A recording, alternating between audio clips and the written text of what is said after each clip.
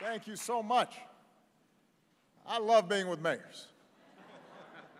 It is great to be here, although I did worry a little bit that Dennis Johnson would introduce me again. At the White House, he had the old Bulls theme song, and it set a very high bar, as if I was Michael Jordan coming out. And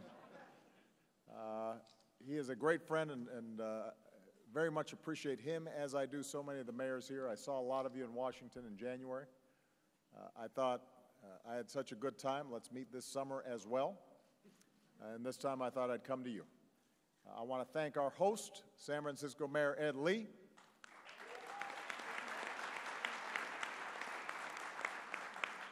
He was just in the White House for the San Francisco Giants championship visit. I know how excited the Bay Area is over the Golden State Warriors championship. I want to thank two outstanding public servants, Governor Jerry Brown and Leader Nancy Pelosi, who are here with us today. And I want to thank this year's leaders of the Conference of Mayors, Kevin Johnson, Baltimore Mayor Stephanie Rawlings Blake, and Oklahoma City Mayor Mick Cornett.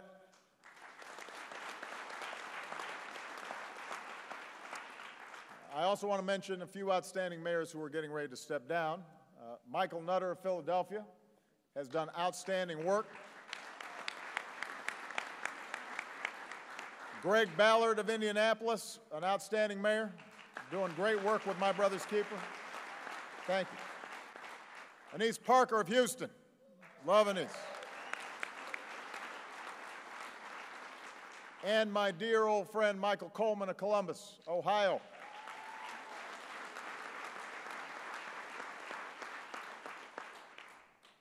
And finally, a great mayor,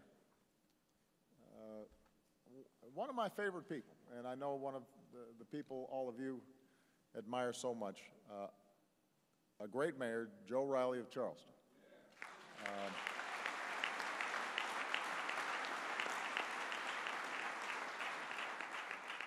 Joe's back home doing one of Mayor's sadder, more important duties today. Obviously, the entire country has been shocked and heartbroken by what happened in Charleston. The nature of this attack in a place of worship where congregants invite in a stranger to worship with them, only to be gunned down, adds to the pain. The apparent motivations of the shooter remind us that racism remains a blight that we have to combat together. We have made great progress, but we have to be vigilant because it still lingers. And when it's poisoning the minds of young people, it betrays our ideals and tears our democracy apart. But as much as we grieve this particular tragedy, I think it's important, as I mentioned at the White House, to step back and recognize these tragedies have become far too commonplace. Few people understand the terrible toll of gun violence like mayors do. And whether it's a mass shooting like the one in Charleston or individual attacks of violence that add up over time, it tears at the fabric of the community. It costs you money, and it costs resources. It costs this country dearly. More than 11,000 Americans were killed by gun violence in 2013 alone. 11,000. If Congress had passed some common sense gun safety reforms after Newtown, after a group of children had been gunned down in their own classroom, reforms that 90% of the American people supported, We wouldn't have prevented every act of violence, or even most. We don't know it would have prevented what happened in Charleston. No reform can guarantee the elimination of violence, but we might still have some more Americans with us. We might have stopped one shooter. Some families might still be whole. Y'all might have to attend fewer funerals. And we should be strong enough to acknowledge this. At the very least, we should be able to talk about this issue as citizens without demonizing all gun owners who are overwhelmingly law-abiding, but also without suggesting that any debate about this involves a wild-eyed plot to take everybody's guns away. I know today's politics makes it less likely that we see any sort of serious gun safety legislation. I remarked that it was very unlikely that this Congress would act. And some reporters, I think, took this as resignation. I want to be clear, I am not resigned. I have faith we will eventually do the right thing. I was simply making the point that we have to move public opinion. We have to feel a sense of urgency. Ultimately, Congress will follow the people. And we have to stop being confused about this. At some point, as a country, we have to reckon with what happens. It is not good enough simply to show sympathy. You don't see murder on this kind of scale, with this kind of frequency, in any other advanced nation on earth.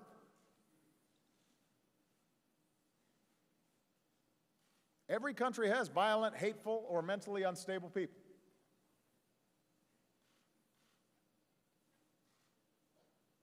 What's different is not every country is awash with easily accessible guns.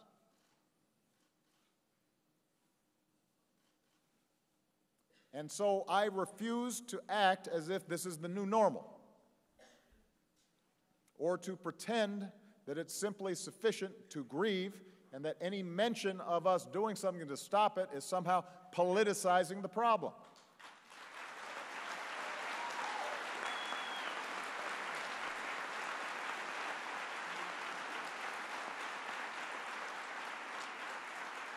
We need a change in attitudes among everybody. Lawful gun owners, those who are unfamiliar with guns. We have to have a conversation about it and fix this. And ultimately, Congress acts when the public insists on action. And we've seen how public opinion can change. We've seen it change on gay marriage. We've seen it beginning to change on climate change. We've got to shift how we think about this issue. And we have the capacity to change. But we have to feel a sense of urgency about it. We as a people have got to change. That's how we honor those families. That's how we honor the families in Newtown. That's how we honor the families in Aurora.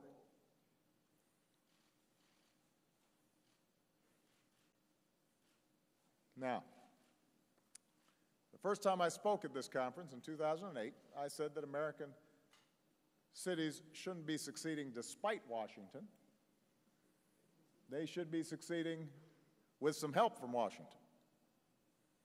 And as president, I've made it a priority to partner with mayors like you. That's why I've named 3 former mayors to my cabinet.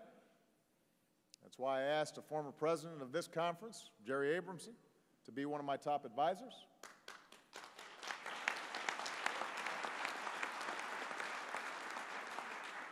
It's why my staff and I work with mayors across the country just about every day on just about every issue under the sun, from school reform to community policing, from business development to veterans homelessness.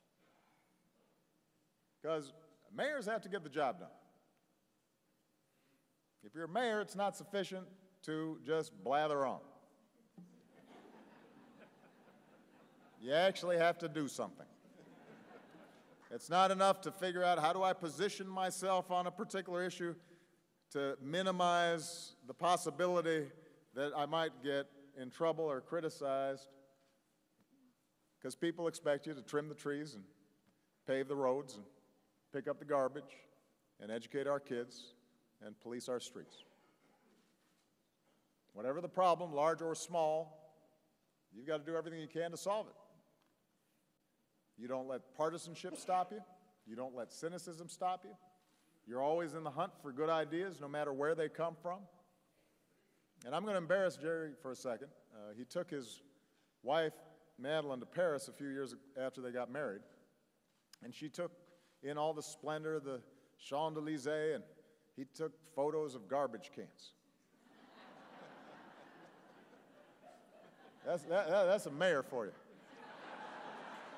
So she teased him about it. She said, there's the Eiffel Tower, there's the Seine. And he said, those are some beautiful garbage cans. And soon enough, downtown Louisville had garbage cans that looked a lot like the Parisian garbage cans. That's a mayor, right there.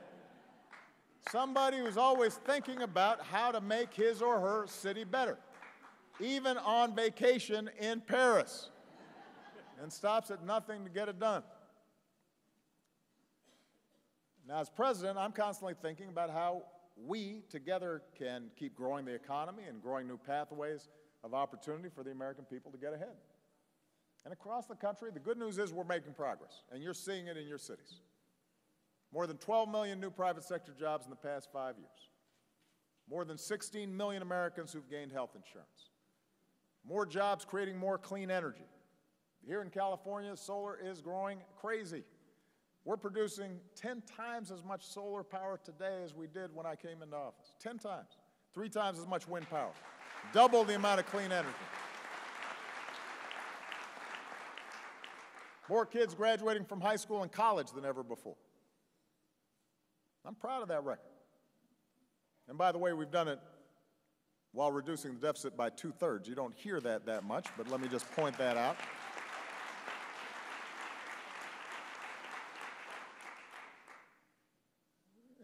And I'm proud of it, particularly when it's so hard to get anything through Congress, even when we're talking about issues that most Americans outside of Washington agree on.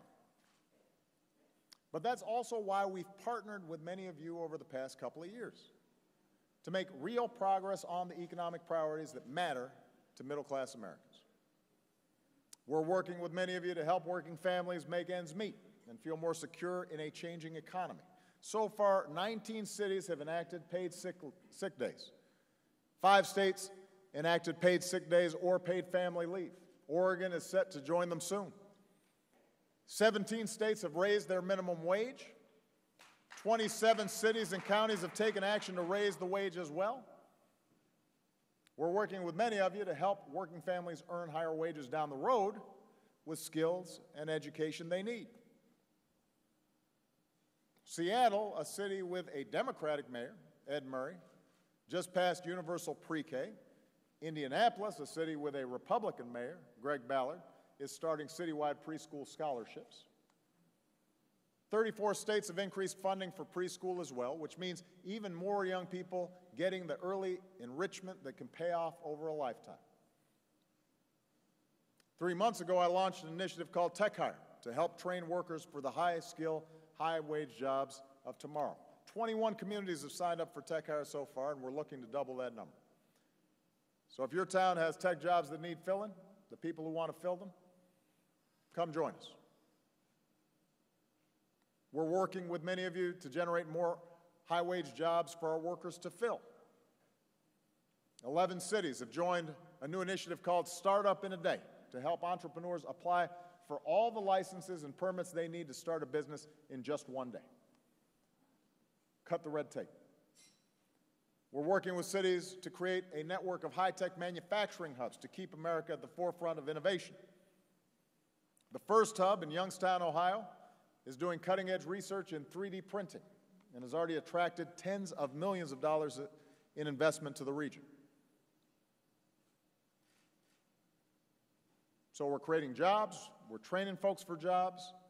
We're also working with many of you to make our streets safer and our communities stronger. More than 230 local and tribal leaders have joined the My Brother's Keeper initiative and are taking meaningful steps to change the odds for young people in tough circumstances. Together, you're working to curb juvenile arrests, reduce absenteeism, and you're helping these kids imagine a bigger future for themselves.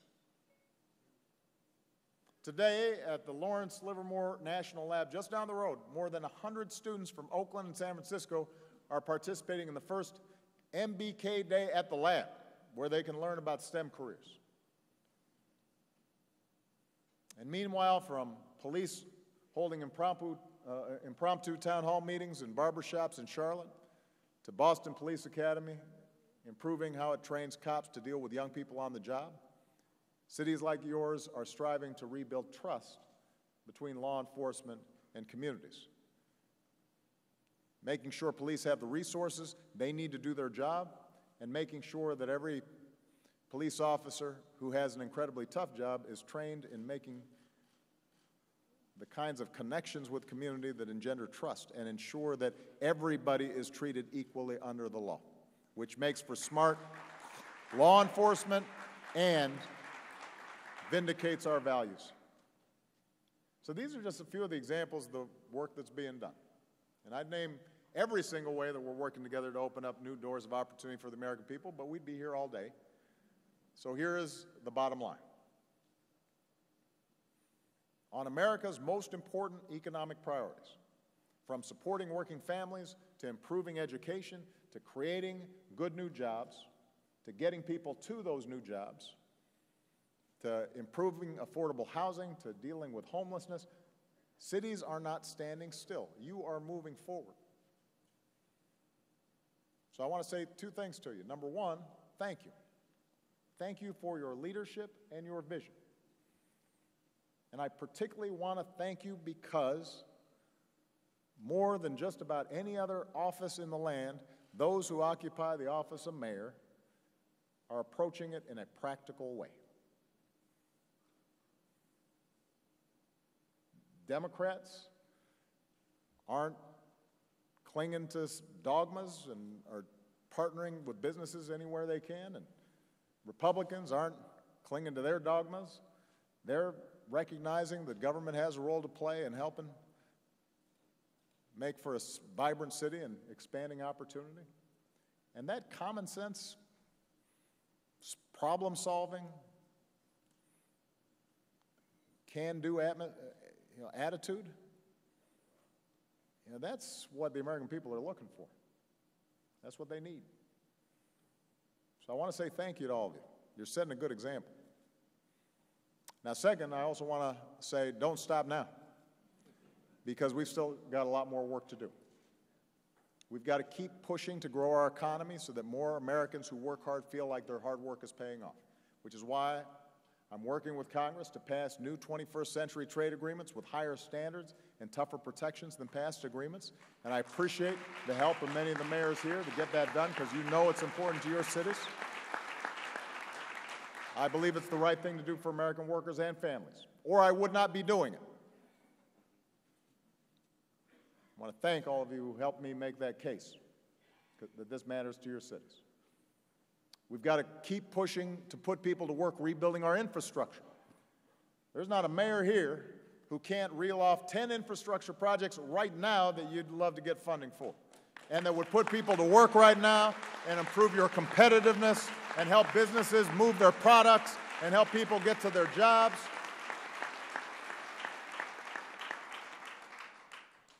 We can keep paying the cost of patching over our existing infrastructure. More expensive, less efficient, leading to higher commute times, more waste. That's an option. Or we can create tens of thousands of jobs right now building a 21st century infrastructure that makes us competitive well into the 21st century, That's what we need to do. We just got to convince Congress to make it happen, and I need mayors to help from all across the country. Put some pressure on Congress to get this done.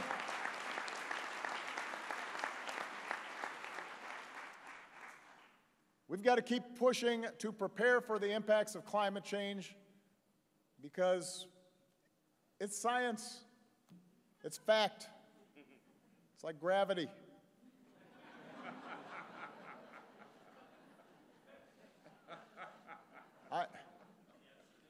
It is.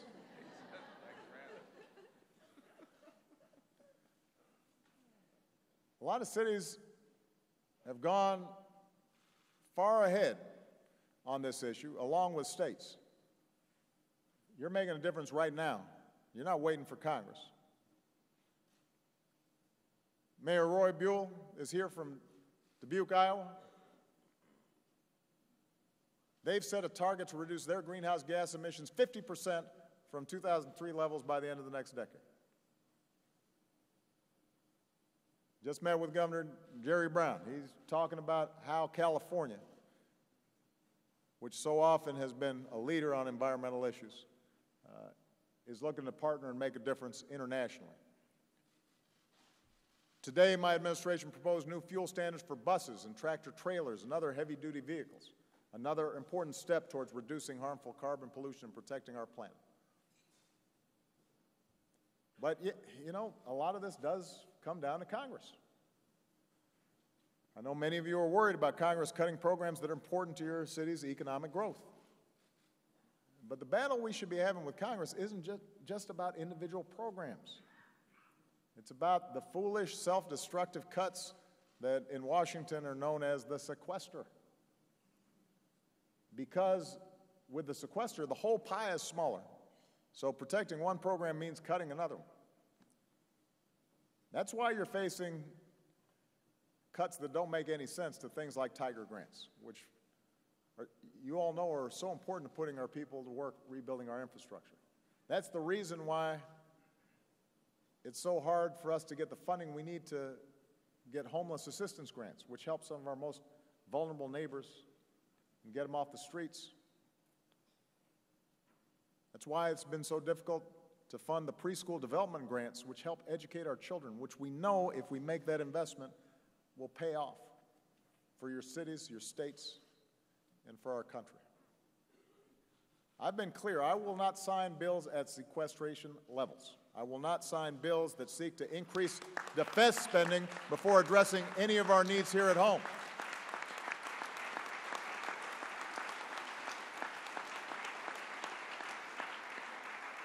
And I need your help. I need your help, mayors, to talk to your members of Congress to get rid of this sequester once and for all, because it is harming our cities and harming our country. There is no business, no successful business, that if it needed to reduce spending would simply lop off 10% everything. Or 15% everything. That's not how any of us would run our household budget. You'd cut out things you don't need, but you'd still keep the college fund going. You'd still pay your health insurance bill and your mortgage note. There are things we have to do as a country to stay ahead. Once again, mayors understand that if there's a conflict between ideology and reality, you should opt for reality. Don't.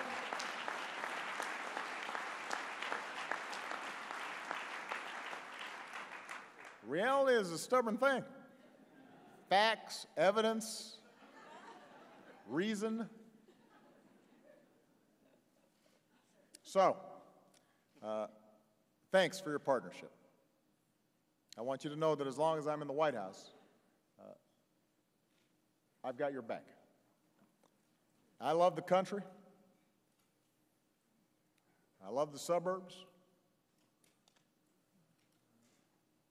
But I'm a city guy. And I know that when cities thrive, suburbs thrive. And when cities thrive, farmlands thrive. And when cities thrive, states thrive. And when cities thrive, America thrives. You guys are making it happen. I enjoy working with each and every one of you. And I know that each of you takes pride in what makes your hometown unique. You may be proud of your pizza, or your hoagies, or your barbecue, even though everybody knows Chicago has the best pizza. You may be proud of your city's victory parades, even though we got a Black Hawk parade that's pretty good. I'm sure you're all very proud of your parks. We got nice parks. Or the number of sunny days you've got, which we enjoy half the year.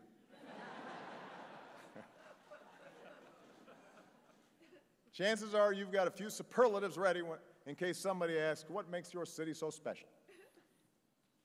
That's what mayors do. You're boosters. Yet as unique as your cities are, as proud of as you should be of your cities,